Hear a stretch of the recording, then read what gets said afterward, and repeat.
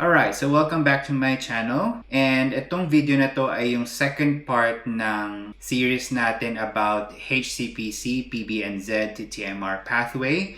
And for this video, we're gonna be discussing the PBNZ registration or registration as a physiotherapist in New Zealand. So on my screen at the moment is the website for the Physiotherapy Board of New Zealand, which is physioboard.org.nz. So all you gotta do is to just click on registration pathway and then just scroll down and look for the registration pathways. So as you can see, there are different pathways to be a physiotherapist in New Zealand. It depends on your circumstances on which pathway you be eligible. And once you have secured your HCPC, you will now be eligible to register yourself under the International Express pathway. And for you to double check the eligibility, here are the eligibility requirements. So number one, you should be currently holding an unrestricted registration as a physio in the UK, Ireland, Canada, or South Africa. If you have the qualification as a physiotherapist in these countries, so you will be eligible for the International Express pathway. And essentially in this page are the processes. Andito na lahat yan. So kailangan mo lang sundin itong mga steps na to.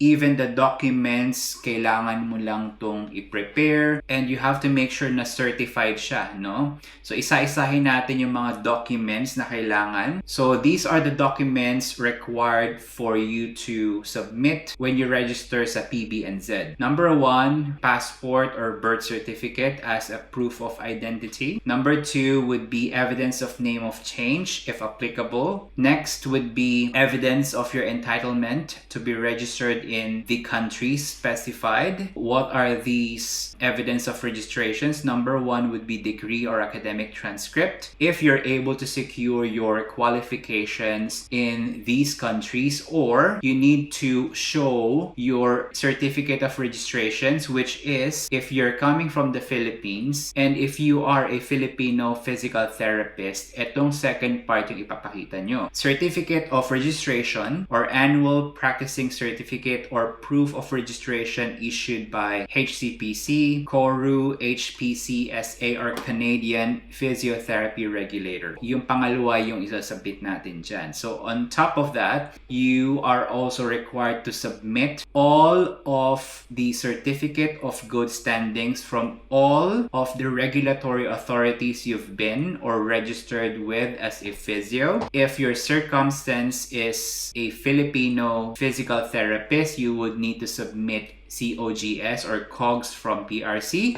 and COGS from HCPC-UK. And same thing with the police certificate. You would need to submit the NBI clearance and other police certificates na nagstay ka. If you're working in Middle East, if you're working in Australia and live there for more than 12 months, then you'll have to submit a police certificate for that.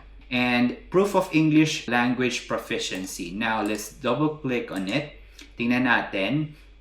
And ito yung binabanggit ko sa inyo, no, na when it comes to taking your English test, please take note with the IELTS. If you took IELTS, you have to make sure na academic yung kinuha nyo. Otherwise, kung pinapanood nyo tong video na to at nag-prepare pa lang kayo for registration for HCPC, you have to make sure na yung iti-take nyo na IELTS examination sa academic and not a general test. When it comes to OET, no issues with that. You can still use your OET pagdating dito sa PBNZ registration. And when it comes to PTE, it should be academics. Sa TOEFL naman, it has to be IBT. And yes, so just scroll along this page just to read on the specifics, ano yung mga minimum scores ng bawat tests. Because definitely, English proficiency evidence might be changing every once in a while. You have to keep yourself informed. Next, aside from the English language proficiency, you'll have to take the cultural competency courses. So, pagdating dito sa PBNZ, dalawa yung kailangan mong i-take, no? Meron ditong mga links na pwede mong puntahan. Some of them, I think some of them are free. free courses, but meron dito ay may bayad sa pagkakaalala ko, no? Just read with the specifics here, pero dalawa dapat yung cultural competency courses na kailangan mo. And for all of the documents, you'll have to make sure it's certified. Now, paano ba sina-certify ang documents pagdating sa PBNZ? Almost similar lang. Pati yung statement, similar lang naman. Certified true copy of original document cited. If yung statement mo ay yung ginamit mo dun sa HCPC, no issue with that. Pwede pa rin yan. Basta may statement lang na nagko-confirm na yung original document ay nakita at yung original at yung scanned copy ay parehong-pareho. So, yun lang yung gist ng statement dapat. And these are the specifics when it comes to certifications ng documentations. Mas crucial dito, no?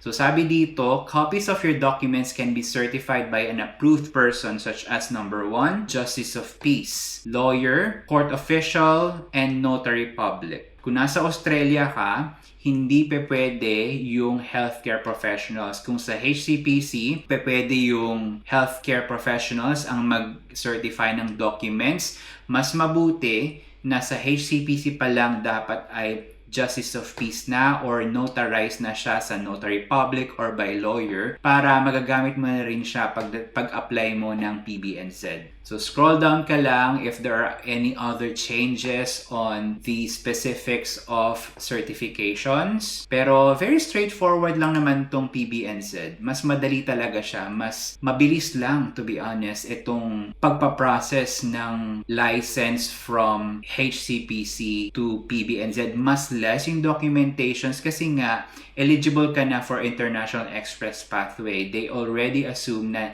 na-scrutinize na siya sa HCPC pa lang.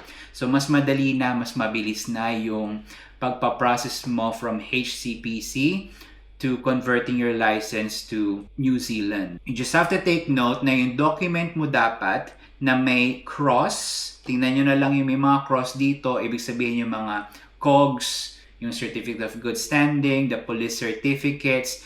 It has to be less than 3 months old kapag isasubmit nyo na siya. Otherwise, just to be sure, para hindi na magtagal yung processes nyo, kasi napakabilis lang talaga ng processes na to, no? I-make sure nyo na talaga na current or less than 3 months old yung documents nyo. If there are any additional documents na kailangan hingin, definitely mag-i-email sila para sa inyo. Usually, when it comes to scrutinizing your documents during the assessment, mabibigyan kayo ng case officer and ma-update kayo doon sa portal na yun kung nasa ang process na kayo, no? Siyempre, para makapag-apply, kailangan nyo magawa ng account dito sa portal ng PBNZ. So, you just have to click on My PBNZ and sign up. When you start lodging your application, doon nyo na rin mamomonitor kung saang stage na kayo, kung may case officer na ba kayo, kung kailangan nyo nang tingnan yung email nyo, may mga necessary documents ba na kailangan hanapin, or kung granted na ba, or may registration ka na dito sa PBNZ, no? Ayan, so very straightforward lang yung processes na to, and you will receive an email confirmation kung ano man yung magiging outcome ng applications mo. Now, gaano ba katagal ang pagpaprocess ng PBNZ registration as a physiotherapist? Based on the website, ang International Express Pathway ay napakabilis lang. On average, it would take 1 to 2 weeks to process. Napakabilis lang nan. Siguro mag-vary na lang yan kung may mga kailangan na documents na kailangan nyo i-submit or may mga documents kayo na nag-expire na. So you have to make sure na updated and complete ang pag-submit nyo ng documents. Otherwise, your case officer would still email you and it would still prolong your application. Queue-based din ang PBNZ application. So, kung sakali na maghingi sa inyo ng additional documents, baka matagalan pa kayo. It may take more than a month. On average, that's 1 to 2 weeks of processing. Napakabilis lang, no? And after that, once na magkaroon ka na ng registration, hindi pa tapos yan, no? Para ma-secure mo yung registration sa New Zealand, kailangan mong mag-apply ng Annual Practicing Certificate. Now, that Annual Practicing Certificate is a certificate that would guarantee you that you're eligible to practice as a physiotherapist. Bakit kailangan? May registration ka na, kailangan mo pa ng APC? Yes, kasi pagdating sa TTMR or the next step for you to convert your license or registration from New Zealand to Australia, hihingan ka pa rin ng annual practicing certificate. Australia would need assurance na eligible ka to practice. Eligible ka to practice your physiotherapy registration sa New Zealand. Yan. So, hihingan ka pa rin ng annual practicing certificate. So, as soon as meron ka ng registration, isecure mo na agad yung annual practicing certificate. The biggest question is, magkano ba ang magagastos mo habang nag-a-apply ka dito sa PBNZ? So, yan. So, makikita mo naman, PBNZ has their resources when it comes to the breakdown of fees. So, punta ka lang dito sa resources and fees. And eto na yung mga updated fees ng processings. And ito na yung mga updated breakdown of fees. Ano ba yung mga i-highlight lang natin? Syempre, kung kayo ay nag-a-apply mula sa Pinas, dito kayo pasok sa Overseas Graduate Registration Express Pathway, which is 847 New Zealand dollars. Convert nyo na lang yan sa peso. And then, hindi nyo kailangan tong TTMR. Kasi itong TTMR ay kung ikaw ay Australian Qualified Physio na gusto mong directly convert your registration to New Zealand Physio, $460. Pero kasi itong TTMR ay manggagaling from New Zealand to Australia. So, yung price ng Australia ang dapat nyong i-follow later on. Yan. So, essentially, ito lang naman, 847. And then, the annual practicing certificate, which is the $414. Pagdating naman sa Certificate of Good Standing, ay ma-access nyo na yan sa inyong PBNZ portal. Once na ma-notify na kayo sa email, definitely it would reflect on your portal. And free of charge ang pag-generate ng Certificate of Good Standing. Same as with HCPC, walang bayad yon. Free of charge ang pag-generate ng Certificate of Good Standing or Certificate of Registration. So, automatic, ma-generate mo siya. Unless, if it has to be manually created, you'll have to pay $69. But normally, you would actually be able to just generate it yourself from your PBNZ portal. Even when you get your registration, I think you'll also receive it via email, the certificate for free. And yep, that's it. And once you're able to secure your certificate of registration from PBNZ and the annual practicing certificate from PBNZ, download it, certified it, and go straight ahead and apply for TTMR. That's pretty quick, isn't it?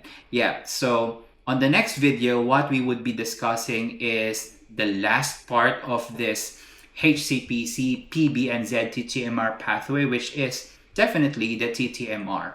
Now, if you think this is pretty quick, then I'm telling you, TTMR registration is much more quicker. Napasa nyo na yung HCPC, nakakuha na rin kayo ng registration sa New Zealand, kayang-kaya na rin, and sobrang lapit nyo na rin to secure general registration dito sa Australia under this pathway. And last step ay yung TTMR. Okay? So sa next video ay pag-uusapan natin yan. And if you got any questions related dito sa processings or anything related sa pathways to becoming physiotherapist in Australia, just comment below and I'll try my best to answer that. And yes, so see you on the next video. Okay?